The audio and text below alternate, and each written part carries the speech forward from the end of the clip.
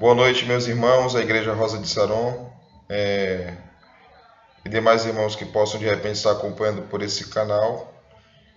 Nessa noite, domingo, dia 19 de abril, estaremos reunidos nos nossos lares, cultuando a Deus com nossas famílias, tendo em vista que há uma proibição temporária de nós estarmos no templo devido a essa pandemia do coronavírus. Então, os templos estão momentaneamente fechados. Nós estamos com muita saudade do templo, e não somente do templo no sentido de o edifício, mas porque naquele lugar se encontra o povo de Deus regularmente, todas as quartas-feiras, todos os domingos pela manhã na IBD e todos os domingos à noite para o culto evangelístico. O ajuntamento dos irmãos naquele lugar torna juntamente a nossa família cristã da Rosa de Saron uma comunhão no Senhor Jesus Cristo. Mas nesse momento em que nós não podemos estar no templo, vamos estar nos reunindo em nossos lares. Esse é o meu incentivo, que você não deixe de se reunir com a sua família no seu lar e louvar ao Senhor nesses momentos em que a nossa fé precisa estar em ação. Nesse momento nós vamos cantar um louvor, o hino de número 112 do cantor cristão, com o título Vencendo Vem Jesus.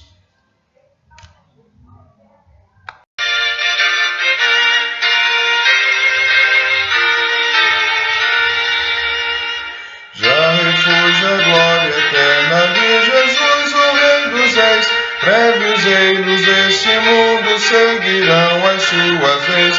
Os sinais da sua vida mais se mostram cada vez. Vencendo vem Jesus. Glória, glória, aleluia.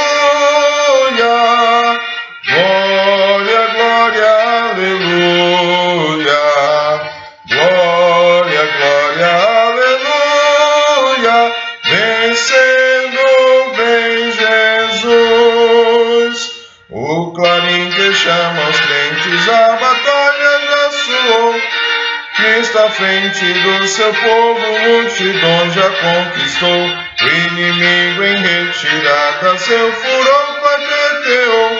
Vencendo vem Jesus. Glória, glória, aleluia. Glória, glória, aleluia. Glória, glória, aleluia. Vencendo vem Jesus. Eis que em glória refulgente sobre as nuvens descerá, e as nações e os reis a terra com poder governará. Sim, em paz, em santidade, toda a terra regerá. Vencendo vem Jesus. Glória, glória, aleluia.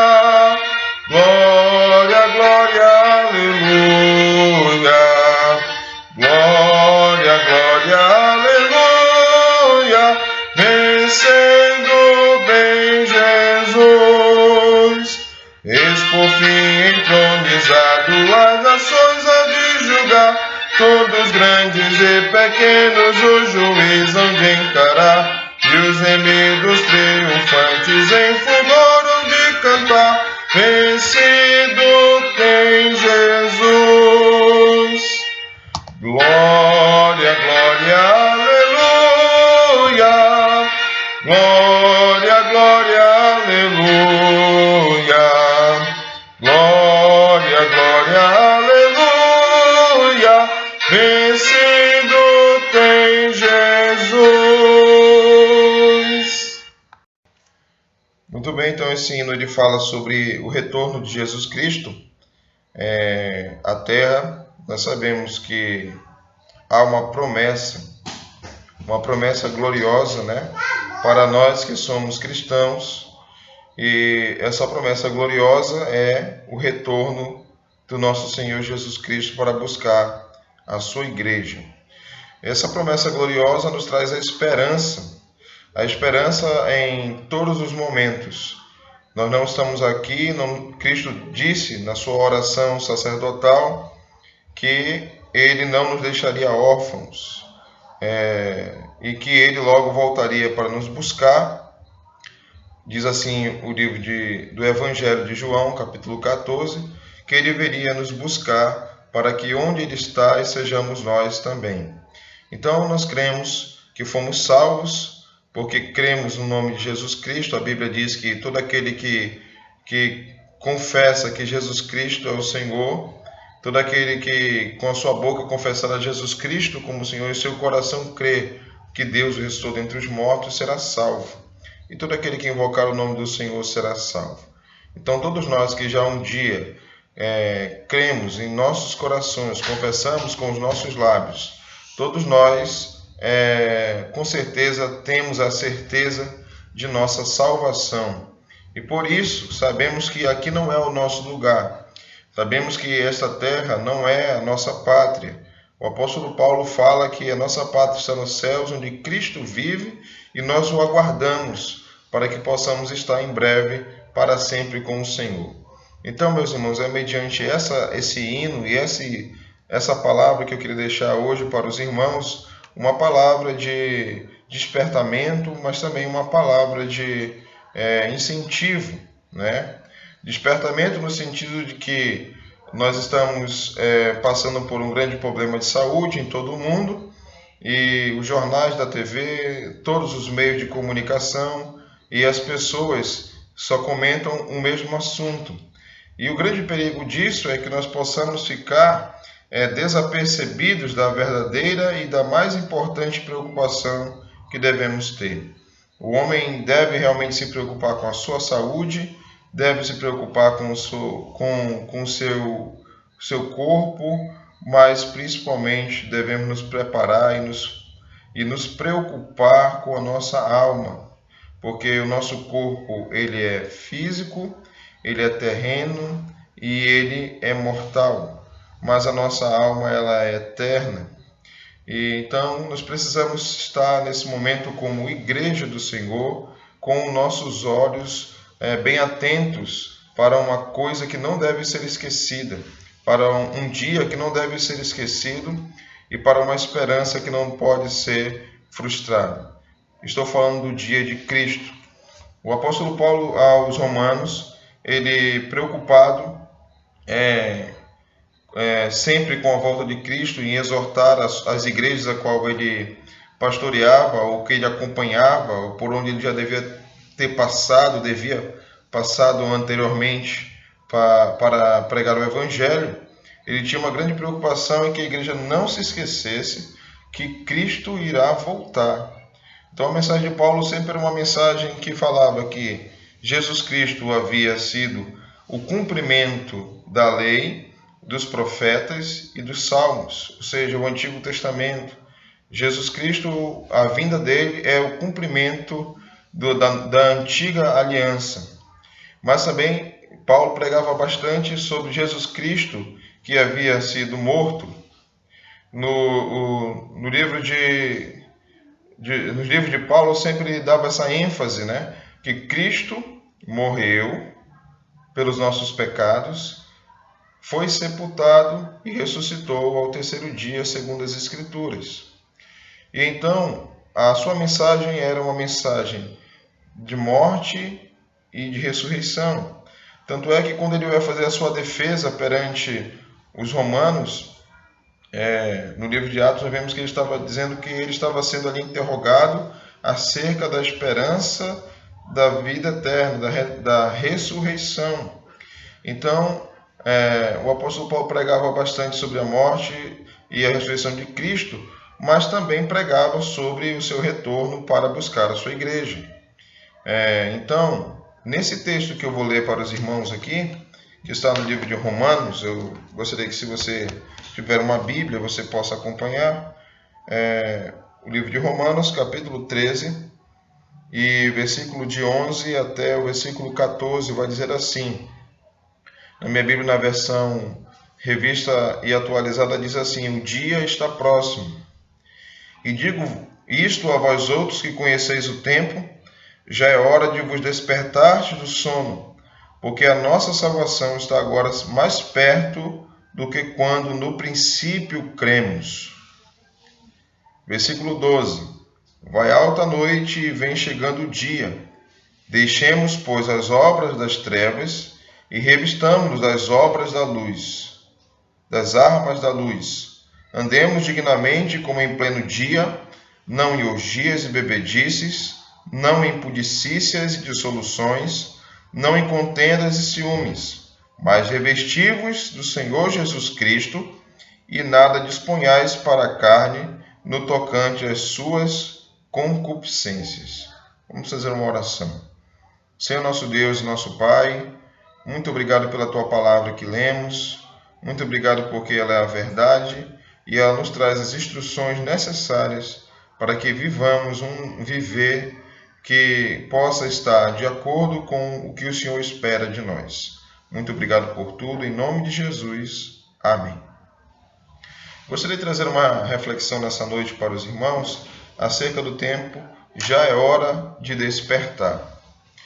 Nós vemos aqui logo no início o apóstolo Paulo falando no versículo 11 que, e digo isto a vós outros que conheceis o tempo, né?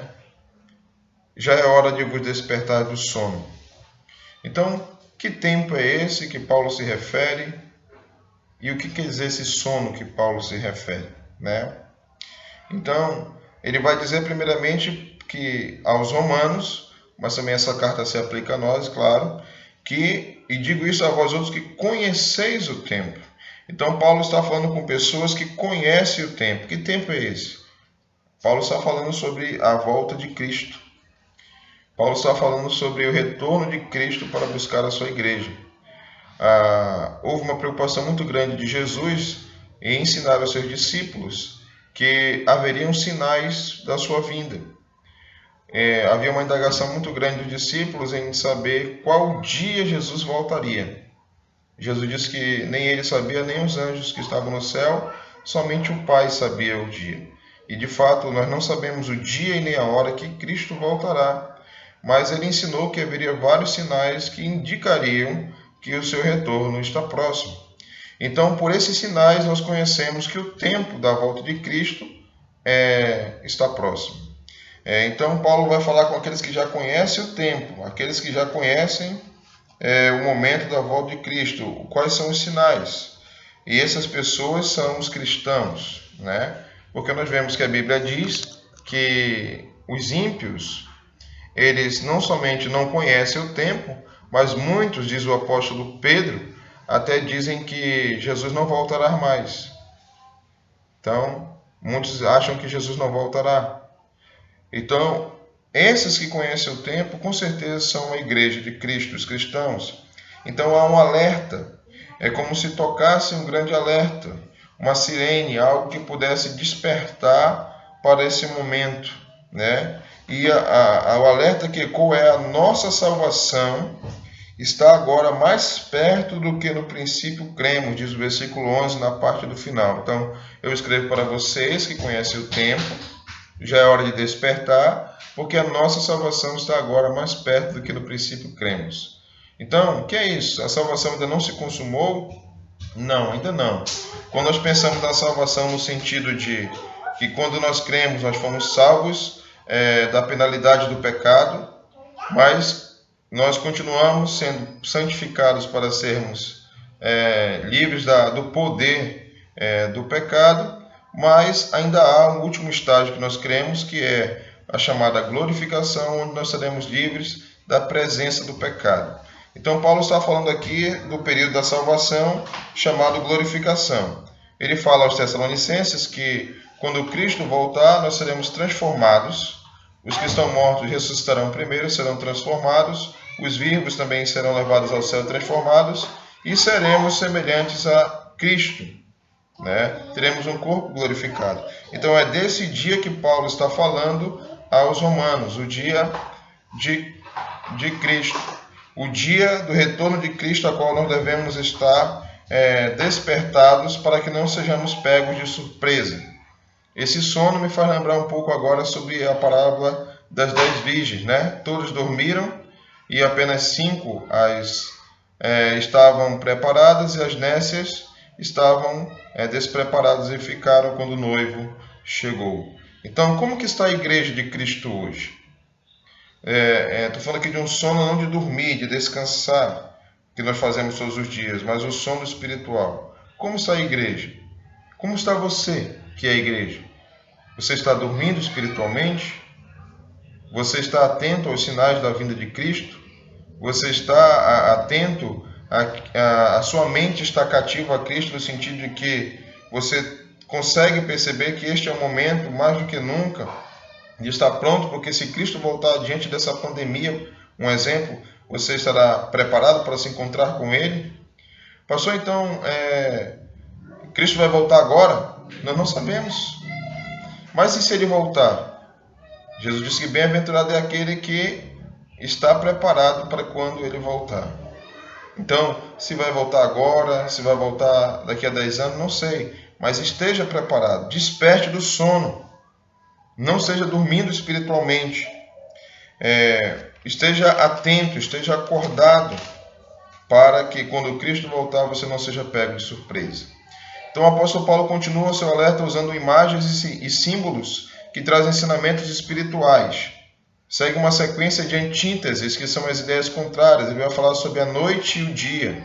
No versículo 12 ele diz: vai alta a noite e vem chegando o dia. Esse noite e dia trazem a ideia do certo e do errado. Ele também continua o versículo 12: deixemos, pois, as obras das trevas e revistamos as armas da luz. Outra antítese: deixar e revestir. Deixar a velha natureza. Nós vamos falar de alguns pecados que nós cometimos na nossa velha natureza. E se apegar ou revestir das obras e das armas da luz. Ele continua dizendo: andemos dignamente como em pleno dia, não em orgias ou bebedices, não em pudicícias e dissoluções, nem em contendas e ciúmes. Então, mais revestivos do Senhor Jesus Cristo, e nada disponhais para a carne tocante às suas concupiscências. Também a ideia do versículo 12 das trevas e a luz como o mal e o bem. Então, o apóstolo Paulo ele traz aqui, primeiramente, nesse versículo 11 e 12, a questão da necessidade de estar acordado espiritualmente, que significa estar atento para que não seja pego de surpresa. Quando nós estamos dormindo, alguém pode nos surpreender, né? Alguém pode, de repente, um ladrão, e também isso é uma das imagens que Jesus usa para falar do retorno de Cristo, um ladrão de noite. Se um ladrão à noite vier, e Deus o livre, né, atingir-nos de surpresa em nossa casa, nós seremos pegos desapercebidos. Da mesma forma, devemos ter cuidado para que a volta de Cristo não nos pegue de surpresa. O versículo 12 diz: é hora de deixar as obras das trevas. Quando nós éramos ímpios, perdidos, andávamos nas trevas. Amávamos a escuridão e aborrecíamos a luz. O próprio Senhor Jesus Cristo, eu quero ler com os irmãos o livro de João, capítulo 3, versículo 19 ao 21, o Evangelho. Esse é o Evangelho de João, capítulo 3, versículo 19 até o versículo 21. Jesus fala que aqueles que são das trevas aborrecem a luz. Quem é da luz se aproxima da luz, né? Diz assim o texto de João, capítulo 3, versículo de 19 a 21. O julgamento é este, que a luz veio ao mundo, e os homens amaram mais as trevas do que a luz, porque as suas obras eram mais. Pois todo aquele que pratica o mal aborrece a luz e não se chega para a luz, a fim de não serem arguidas as suas obras. Quem pratica a verdade aproxima-se da luz, a fim de que as suas obras sejam manifestas, porque feitas em Deus. Então, Jesus fala que aqueles que amam as trevas, eles abominam, eles não se agradam da luz, eles querem se esconder, eles não querem que as suas obras sejam vistas, sejam manifestas. E inclusive fala que é um julgamento. A luz, que é Cristo, veio ao mundo e os homens amaram mais as trevas que a luz. Então nós também, quando não conhecemos a Cristo, nós andávamos nas trevas, nós éramos filhos da desobediência, éramos por natureza filhos da desobediência, éramos das trevas, mas hoje nós somos luz. É isso que o apóstolo Paulo está dizendo aqui, né? Que nós devemos abandonar as obras das trevas. Essas obras das trevas são as mesmas obras da carne, que estão também no livro de Gálatas, capítulo 5, 19. Eu vou ler aqui para os irmãos, se você quiser acompanhar aí, você pode também acompanhar. Gálatas, capítulo 5, versículo 19, que diz: Ora, as obras da carne são conhecidas e são prostituição, impureza, lascívia, idolatria, feitiçaria, inimizade, porfia, ciúme, iras, discórdias, dissensões, facções, invejas, bebedices, glutonarias e coisas semelhantes a essas, a respeito das quais eu vos declaro, como já outrora vos preveni, que não herdarão o reino de Deus os que tais coisas praticam. Então aqui há uma enumeração de várias obras que Paulo fala como obras da carne. E todas elas são passíveis a nos impedir de ir para a morada celestial.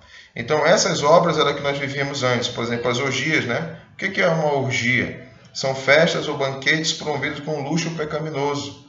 Há muitos hoje ainda que gostam de orgias, né? Bebedices, o alcoolismo em excesso, até o ponto de ficar sem sentidos, né? Ficar sem os controles, sentidos. Impudicícias, uma palavra difícil, mas está relacionada à imoralidade sexual, ao pecado sexual, faz uma referência a uma sexualidade sem qualquer dignidade humana, buscadas em festas, com efeito entorpecentes, o álcool, bebidas fortes. Nós nunca vivemos uma geração tão pecaminosa no sentido de libertinagem. Hoje não se espera mais para que se conheça alguém que vem de Deus para estar se casando e podendo manter as relações sexuais, porque foi Deus quem criou o sexo. Mas hoje não, as pessoas fazem sexo livre, né? Sem se preocupar. Então, dissoluções, né? Está relacionado à depravação, a vícios, a perversidades, ciúmes e contendas, né? Relacionado a discussões, brigas e que muitas vezes levam à morte. Nós vemos que hoje um copo de cerveja, R$1, coisas bem fúteis fazem com que alguém tire a vida do outro, né? Então é muito triste. Essas são obras das trevas que Paulo diz que anteriormente nós também vivíamos nelas. Então, como eu falei, à noite, as trevas é o melhor período para se praticar as obras da carne, pois elas são, vamos dizer assim, pouco manifestas. Devemos lembrar também que as obras da carne desagradam a Deus e nenhumas estão sob o senhorio de Jesus Cristo. Também um outro alerta do apóstolo Paulo aqui no versículo 12 é a hora de revestirmos das armas da luz. Nós vivemos em um mundo que jaz no maligno, diz o livro de João, a primeira carta de João, diz que o mundo jaz no maligno.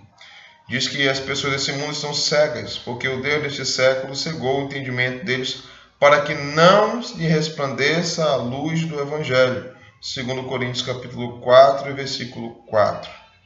Então, nós como cristãos devemos, nesse momento, estar nos revestindo das armas da luz. É o que diz o versículo 12 de Romanos 13. Vai alta noite e vem chegando o dia, deixemos, pois, as obras das trevas e revistamos das armas da luz. Que armas são essas, pastor? Quando nós pensamos em armas, talvez muitos de nós lembremos de Efésios capítulo 6, versículo de 11 a 18. Vamos conferir algumas armas da chamada armadura de Deus que podem nos ajudar a lutar nesse momento de trevas e até mesmo com a nossa velha natureza.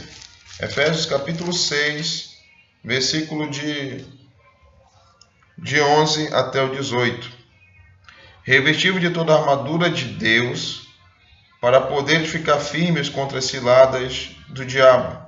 porque a nossa luta não é contra sangue e carne, e sim contra principados e potestades, contra os dominadores deste mundo tenebroso, contra as forças espirituais do mal das regiões celestes. Portanto, tomai toda a armadura de Deus, para que possais ficar firmes para resistir os dias maus, e depois de teres vencido tudo, permanecer inabaláveis. Estai, pois, firmes, cingindo-vos com a verdade, vestindo-vos da couraça da justiça, calçai os pés com a preparação do evangelho da paz, embraçando sempre o escudo da fé, com o qual podeis apagar os dardos inflamados do maligno. Tomai também o capacete da salvação e a espada do Espírito, que é a palavra de Deus, com toda oração e súplica, orando em todo o tempo no Espírito, e para isso vigiando com toda perseverança, súplica por todos os santos. Então nós temos aqui várias armas da luz, né? Armas. Nós temos, por exemplo, no versículo de número 14, né? Cingindo com a verdade, vestindo a couraça da justiça, né? O cinto da verdade, a couraça da justiça, o sapato, os calçados da preparação do Evangelho, versículo 15, o escudo da fé, versículo 16, o capacete da salvação, 17, a espada do Espírito, 17, e há uma advertência aqui do apóstolo Paulo aos Efésios, que nós se revistamos de toda a armadura, não apenas de parte dela, mas de toda, para que sejamos firmes, né, na nossa batalha. Então, somente usando todas poderei vencer a luta. Que luta é essa? A luta que nós passamos diariamente. O espírito luta contra a carne, e a carne contra o espírito. Eles são opostos que não se atraem. Então nós temos que lutar contra nós mesmos, porque muitas vezes, apesar de salvos, nós estaremos se não estivermos próximos de Deus, podemos ser inclinados a fazer as coisas que desagradam a Deus. Então, é necessário se revestir de Cristo, porque Ele é o nosso exemplo de luta contra as trevas. Não é vestir-se ou se caracterizar de uma encenação de Cristo, mas, como diz o livro de 1 João, capítulo 2, versículo 6, é aquele que crê em Cristo e andar como Ele andou. Nós devemos andar nos passos de Cristo, para que possamos satisfazer ao Espírito e a Deus. Há um outro alerta, ele vai dizer: nada disponhais para a carne no tocante às suas concupiscências. Nós sabemos que a palavra concupiscência significa desejo, desejo excessivo por algo. Então há a concupiscência dos olhos, aquilo que os olhos desejam, concupiscência da carne, aquilo que a nossa carne deseja. O apóstolo Paulo, no capítulo 13 de Romanos, voltando ao nosso texto básico, capítulo 13, versículo 14, ele vai dizer: mas revesti-vos do Senhor Jesus Cristo, e nada disponhais para a carne no tocante às suas concupiscências. Vista-se de Jesus, revista-se de Jesus, e não dê nenhum espaço para a carne e nem os seus desejos. Não devemos dar nem sequer uma brecha, irmãos, porque se nós dermos apenas uma brecha, Satanás pode destruir nossas vidas. Aquele que está em pé, vigie para que não caia. Não devemos satisfazer o desejo da nossa carne. Não devemos amar o mundo nem as coisas que há no mundo. Não devemos tentar conciliar as coisas que são inconciliáveis. Não podemos querer testar a Deus. Não podemos nos enganar pensando que Deus, de repente, poderia ter falhado. O que está nas Escrituras é para nós obedecermos. Se é para nós fugirmos da carne, do pecado, devemos fugir. Não podemos ir contra essa ordenança de Deus, senão vamos ter grandes consequências para nossas vidas. E são consequências danosas, e são consequências perigosas, são consequências que vão nos fazer sofrer. Então a igreja primitiva, ela esperava constantemente pelo retorno de Cristo. Essa era a sua esperança. Eles lembraram-se sempre das palavras dos anjos que diziam: por que estás olhando para o céu? Esse que vocês viram subir virá da mesma forma. Então aguardem. Então o desejo da igreja primitiva era pregar o evangelho como Deus tinha ordenado, e também aguardar o retorno de Cristo. Por isso, meus irmãos, para encerrar a nossa mensagem, eu gostaria de dar novamente essa ênfase. Não durma espiritualmente. Nesse momento que você está longe do templo, nesse momento que nós não estamos em comunhão entre os irmãos, nesse momento que nós não estamos na casa de Deus, vamos dizer assim, nas casas de orações, busque a Deus no seu lar. Leia a palavra de Deus, ore a Deus, sirva a Deus com a sua família. Não deixe que você fique adormecido. Não adormeça olhando as notícias de televisão. Não adormeça vendo os filmes, as séries. Não adormeça se envolvendo com coisas deste mundo. Não adormeça. Já é hora de despertar do sono. Já é hora de estar atento, preparado, porque Cristo está voltando. Não esteja desapercebido. Não se desvie o seu olhar. Não fique indiferente. Não fique indiferente às coisas espirituais. Não feche seus olhos para não enxergar que os sinais estão aí e que a igreja deve estar preparada para o encontro com o Senhor. Desperte do sono. Acorde.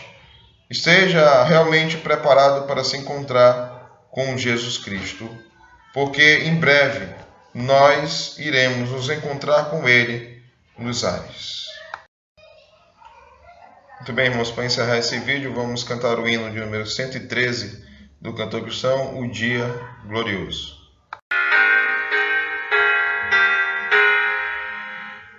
Regozijai-vos, sim, ó crentes, o Senhor não tardará. Já vem o dia muito glorioso em que Cristo voltará. Ó dia triunfal de Cristo, quando lá do céu descer, e sejamos prontos, jubilosos, o Senhor a receber. Regozijai-vos, sim, ó crentes, o Senhor não tardará. Já vem o dia muito glorioso em que Cristo voltará. Eis com milhares de milhares sobre as nuvens Ele vem, e todos juntos entraremos com Jesus na glória além. Ó dia triunfal de Cristo, quando lá do céu descer, e sejamos prontos, jubilosos, o Senhor a receber. Regozijai-vos, sim, ó crentes, o Senhor não tardará. Já vem o dia muito glorioso em que Cristo voltará. E então será glorificado nos remidos o Senhor, e o mundo ficará pasmado vendo a Cristo em seu fulgor. Ó dia triunfal de Cristo, quando lá do céu descer, e sejamos prontos, jubilosos, o Senhor a receber. Regozijai-vos, sim, ó crentes, o Senhor não tardará. Já vem o dia muito glorioso em que Cristo voltará. Amém. Então esse dia deve ser um dia que vai nos trazer grande alegria. Então regozijai-vos, crentes. O Senhor não tardará. Em breve nós seremos resgatados de todo o sofrimento dessa terra e seremos levados para o Senhor Jesus nos céus, aonde não haverá mais choro, não haverá mais lágrima, não haverá mais sofrimento, as primeiras coisas já passaram, tudo se fez novo. Então essa é a nossa esperança. Então desejo a todos os irmãos um bom domingo, uma boa noite, e que os irmãos possam estar firmados no Senhor e na força do seu poder, aguardando o retorno triunfal de Cristo. Que a graça do Senhor Jesus Cristo, o amor de Deus e a comunhão do Espírito Santo seja com todos vós, e toda a igreja diga amém.